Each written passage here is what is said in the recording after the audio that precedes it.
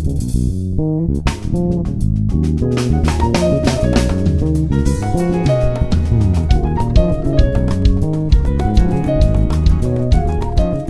everybody, welcome to the Coffeehouse Conversations podcast. And I'm Amos St. John, your host. And thank you so much for tuning in. And, I encourage you to go back if this is your first time. Check out some of our prior episodes, specifically on the last episode. I had an amazing conversation with my wife, Jasmine.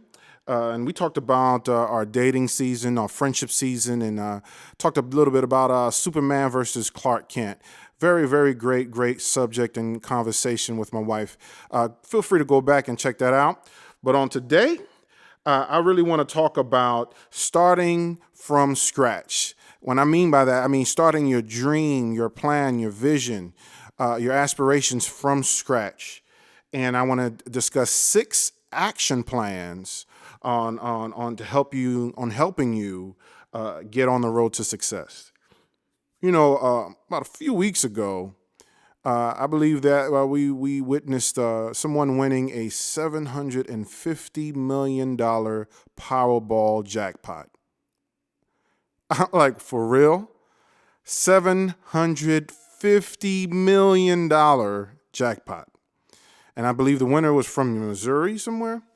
That's $750 million. Now, after taxes, they probably got a little less, but I mean, anything over 500 million, it's crazy, Well, serious question. Like, what would you do if you were that one person that won that ticket? Like, seriously, what would you do? Like, would you quit your job, would buy your mama a house, or, fulfill all your aspirations and dreams and just travel the world? Like, seriously, what would you do? The older I get, the more I realize that, the more money you get or have access to, the worse of your spending habits are unleashed. So if you're bad with money when you're broke, you'll pretty much be bad with money when you're rich. And so if you're not good in keeping or establishing a budget in the small and low times, most likely you'll carry that over on the high times. And so that's pretty scary. And so, I mean, how many stories have we come across on TV where, you see these lottery winners have these lavish lifestyle. Then on the flip side, they lose all the money. Somehow they've mismanaged it on a grand scale and lost the money, have nothing to show for it. That's crazy.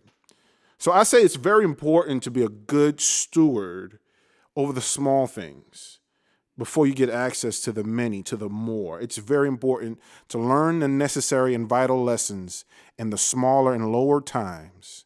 So when the bigger and grand times come, you'll have those foundational aspects and key factors into success. So that's important, Now, it would be amazing to be handed a check to finance your dreams and do everything that you've dreamed about and imagined. But that's just not real. That's not realistic. That's not reality, And I can go back early in my music career, and as a musician, I've always had a desire to be a touring musician, like go out with great bands or popular artists and explore the world and play at the greatest of venues, stadiums, arenas, and I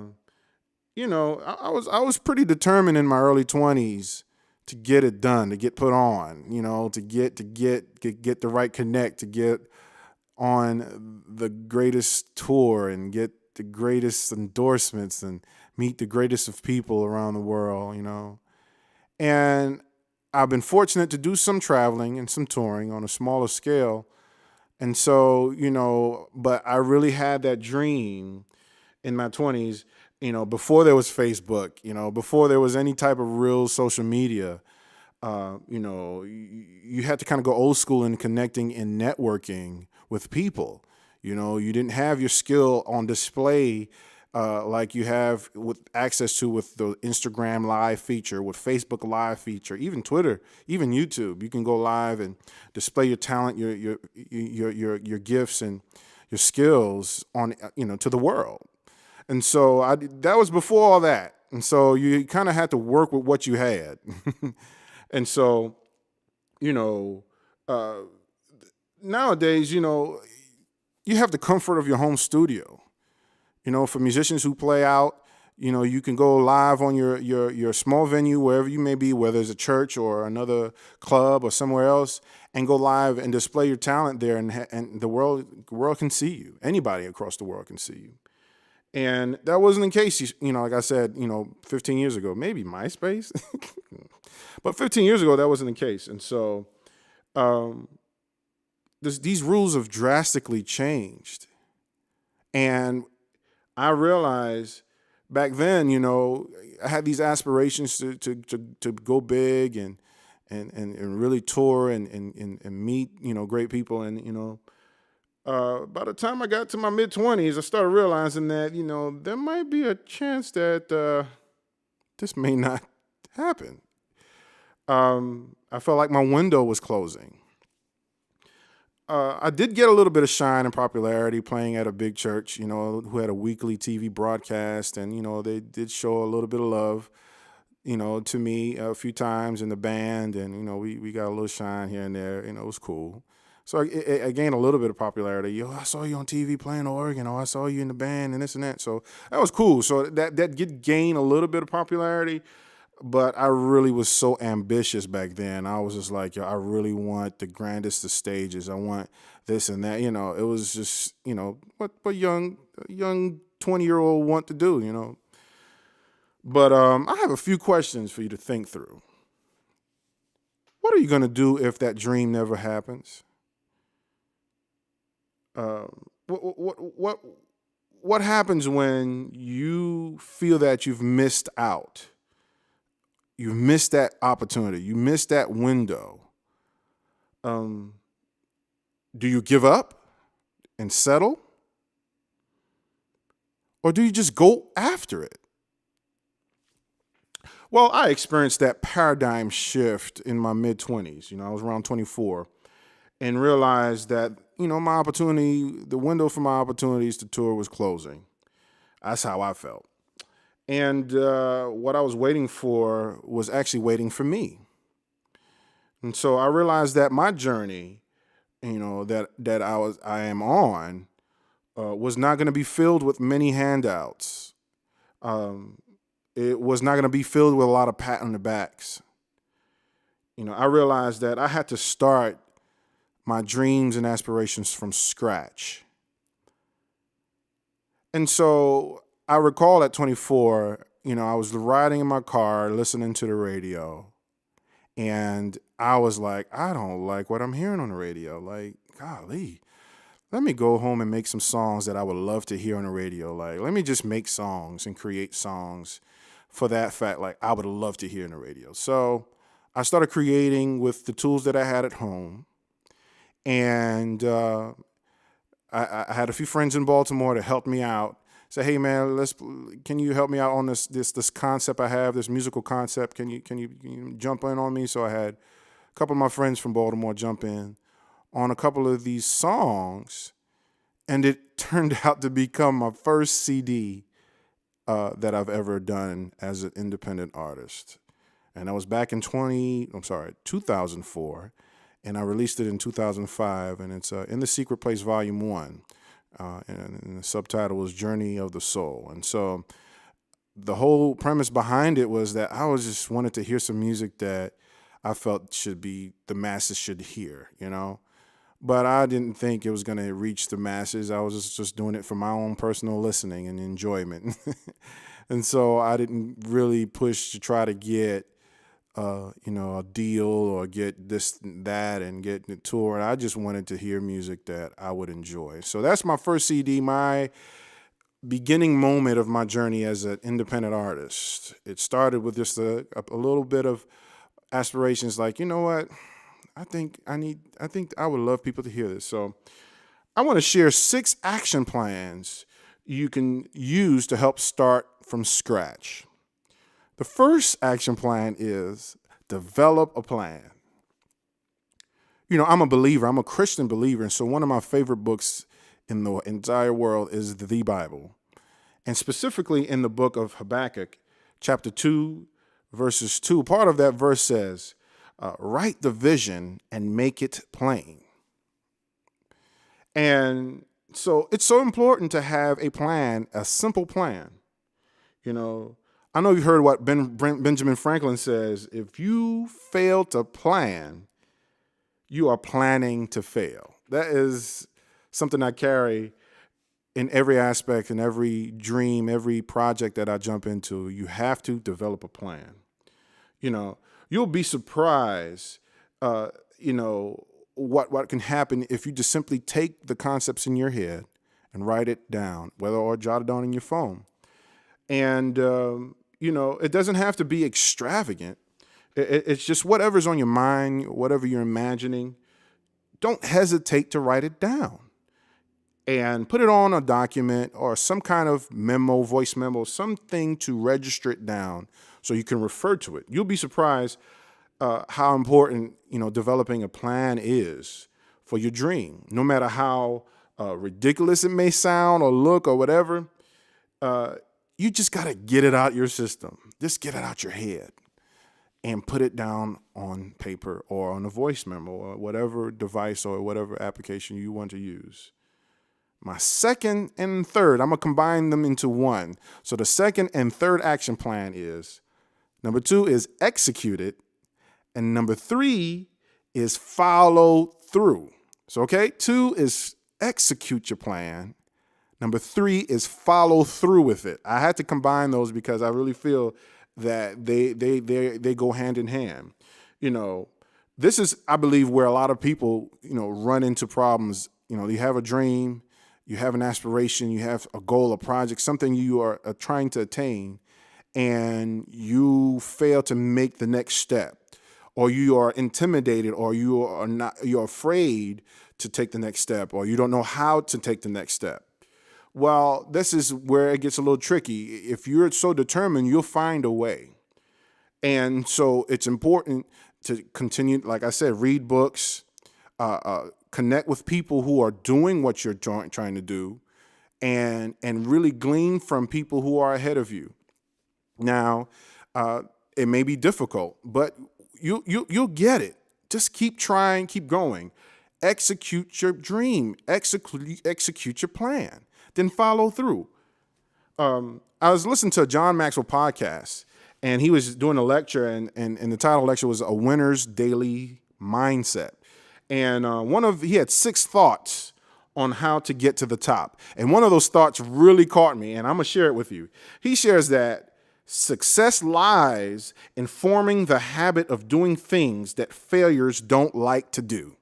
I'm going to say it again. Listen, success lies in forming the habit of doing things that failures don't like to do. And so succeeding requires in establishing a plan and moving forward with it. And even if you fail, the fact that you're moving and you've created a habit that you've executed, and it's a part of your daily movement, you'll reach that successful plan, that successful goal. And so what I learned from that, when it says success lies in forming the habit of doing things that failures don't like to do. Most people who fail quit. But the fact that overcoming the failure is not quitting, Then later in the podcast, he shares 3 major differences between successful and unsuccessful people. The first thing he shares, the first difference is their thinking. He says successful people daily think realistically about their problems and positive ways to approach them. Unsuccessful people, they daily think unrealistically about their problems and hope that things work out. So the successful people, basically, they're realistic about their daily goals, their daily plans, their daily aspirations. And they go about it from a realistic standpoint.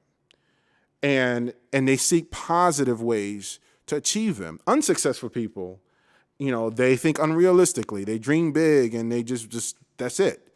And they really hope that it works out. They really hope that they can win the lottery, $750 million dollar lottery, Powerball. They wish that they can, just win success overnight. And when it doesn't happen, it just doesn't work out. And so they think unsuccessfully, they think unrealistically, and they tend to result in not succeeding. So another difference that he shared was feeling. It says successful people know that their behavior determines their feelings, versus unsuccessful people allow their feelings to determine their behavior. I shared with my, in an older podcast about my desire to lose weight and get healthy, and I fell always into the comparison, the comparison game, and I look online and say, oh man, how this person looks fit and this and that, and I'm not fit, and anyway, so I've gotten back on my journey to getting fit, and there are some days I don't feel like it. There are days, many days than others, that I don't feel like it, but I have a goal, I have a plan that I need to reach, and my thinking and my feeling should not dictate the outcome. So I have to stick to the plan no matter how I feel.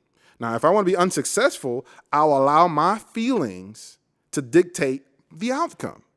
And so it's a constant. Now, some days I win, some days I don't. So I don't want to present to you like I'm an expert and I'm perfect. There are days where I don't win the battle of my feelings. There are days I just yield to how I feel. But there are many days where I don't yield to how I feel. And I'm not conditioned to what? I'm focusing on the bigger plan. And I believe, regardless of how I'm feeling, if I stick to this plan, I will succeed. Third difference that he shared was doing. So let's do a real quick rewind. 3 differences between a successful and unsuccessful person is their thinking, second is their feeling, and third is doing. He says, successful people initiate and complete. Unsuccessful people fail to do both. Oh my goodness.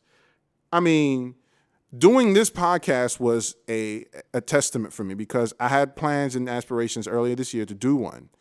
And the fact that I initiated and I completed it and I'm doing it now is a testament that I have won that battle. Now, I know there are many people who may listen to this or may come across this, have aspirations to do something, but it's so important that you initiate it and complete it, execute it and follow through.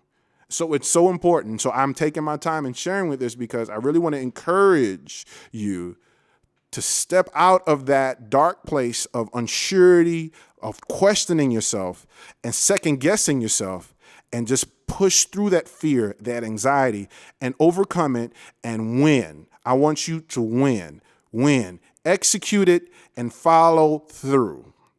I guarantee that you'll feel better. I'm going to keep moving on. So that was number 3. Let's do a quick rewind. Out of the 6 action plans I shared, the first one is develop a plan. The second one, execute your plan. Third one was follow through. Now let's go to the number 4th one. The fourth action plan, is be patient. I can tell somebody just rolled their eyes when they heard this or saw this. Be patient. Nobody wants to hear that, including me sometimes.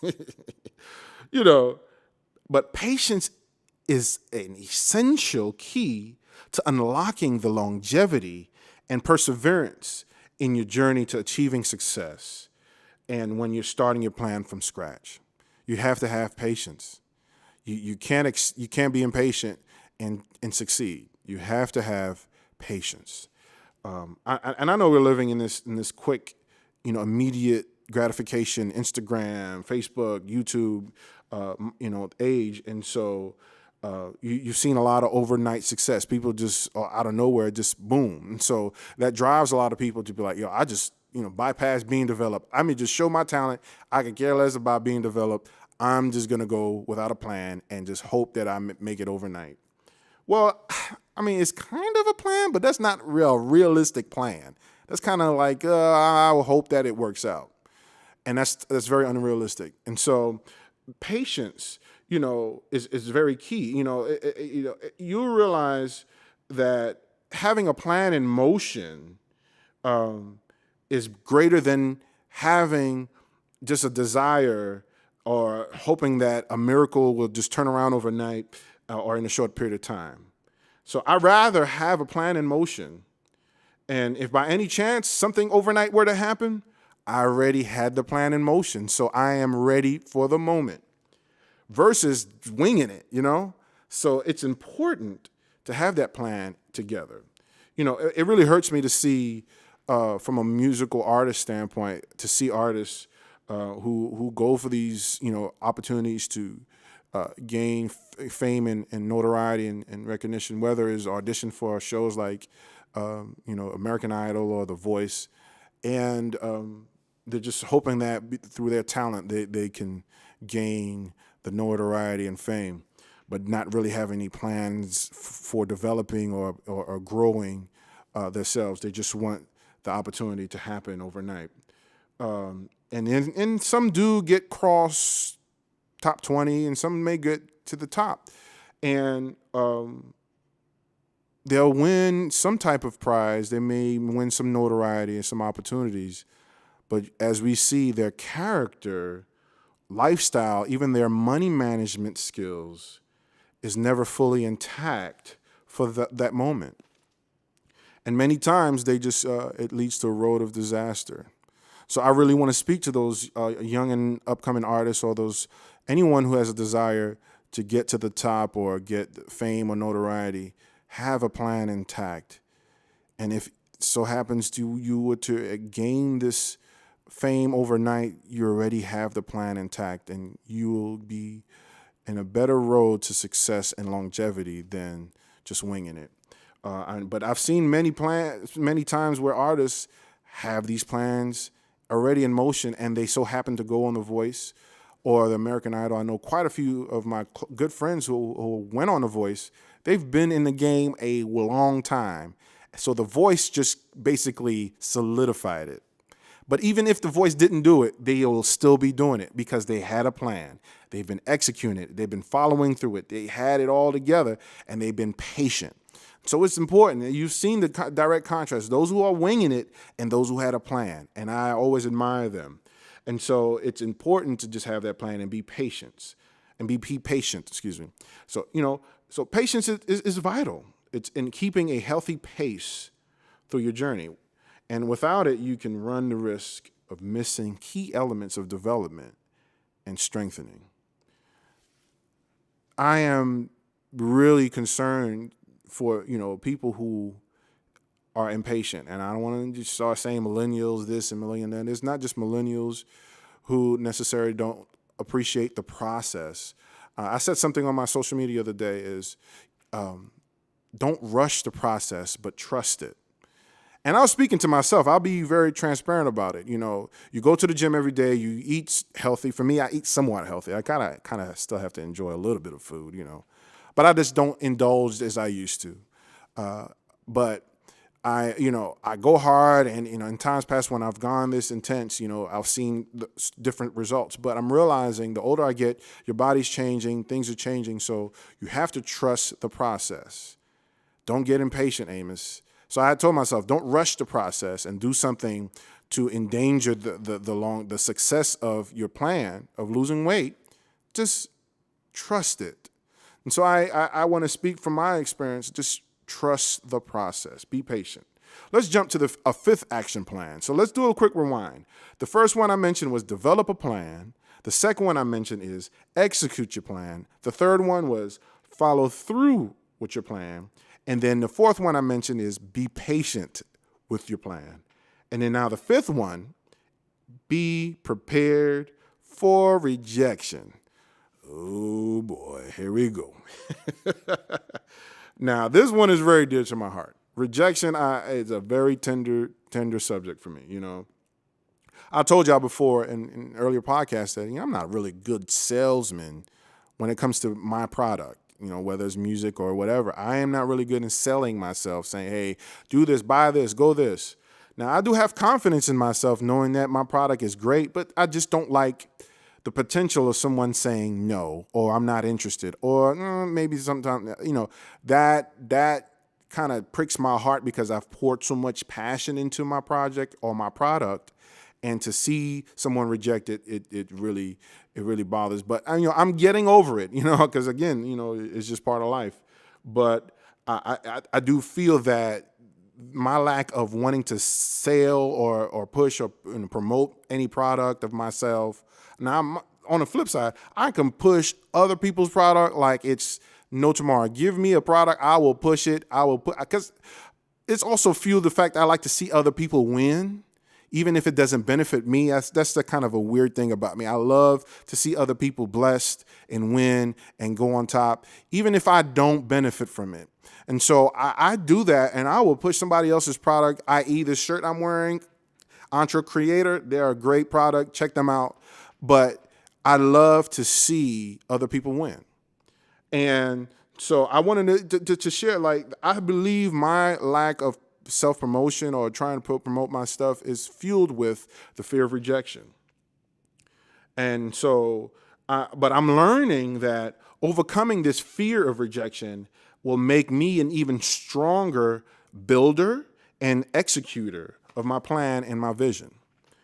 So I find myself, when I am not worried about somebody saying no, I find myself being more determined, more focused, and I'm not easily distracted. So, I mean, you understand what I'm saying? Like, rejection is like a cancer. If you allow rejection to dictate your actions or lack of actions, you will fail. And so I had to say that to myself, like, Amos, I know you fear people saying no or you not getting the answer that you want, but you have to be determined that regardless of what they say or don't say, what you are created or what you have created is worth it. And one person's no may be 10 yeses, or 10 no's may be the one big yes you need. And so, gotta build tough skin. You have to. You cannot be easily broken. You cannot be easily broken. You may bend. You may shift a little bit. You may blow in the wind like a palm tree, but do not break. Be determined to find a way to achieve your success. And so, as I close on my 6th action plan, I really want to let you know, on the 6th action plan, you'll always be a student. Always be a student. Always find the learning point in an experience. So all the rejections I've experienced in my life, I have learned from it. And I love, again, referring to John Maxwell. He mentioned that, some people say experience is the best teacher, but he disagreed. He says, reflected experience is the best teacher. And so it's one thing to have an experience and reflect from it and learn from it. But if you don't reflect and learn from it, then it's just another experience. So you have to take time to learn from your experience. Learn. Always be willing to learn. Be teachable. Always find ways to learn, even from the least to the greatest of experiences. I believe I wouldn't have my sanity today if I didn't apply this lifestyle of always being a student. Because if I didn't take time to learn from all these experiences, from the lows to the highs, to the highs to the lows in the last 25 years of my career, I don't think I would have had the guts or the confidence to do this podcast. And so you have to take time to reflect on all those different experiences, scenarios, or, things that you could avoid, things that you couldn't avoid. And so if you don't take time to look and reflect through those, you won't grow wisdom. You won't develop wisdom. You wouldn't grow as a student, as a person who can pour into others. You have to be forever a student. And so I'm convinced that, that is something you should be for life, no matter what. So I just want to encourage you to never stop learning. No matter how significant or insignificant the experience or the nuggets are, you can always find something from it. And then when it comes to developing and starting your dreams or your aspirations, your vision, your your plans for your life, I want to review the 6 action plans that are so important for you. First, develop a plan, execute it, follow through, be patient with it, be prepared for rejection, and always be a student. I truly believe that with these action plans, you will be on the right path to success. So let's do this. Let's do this. Thank you so much for listening to the Coffeehouse Conversations podcast. Be sure to subscribe and share this with someone who may need to hear this. And until next time, have a great day.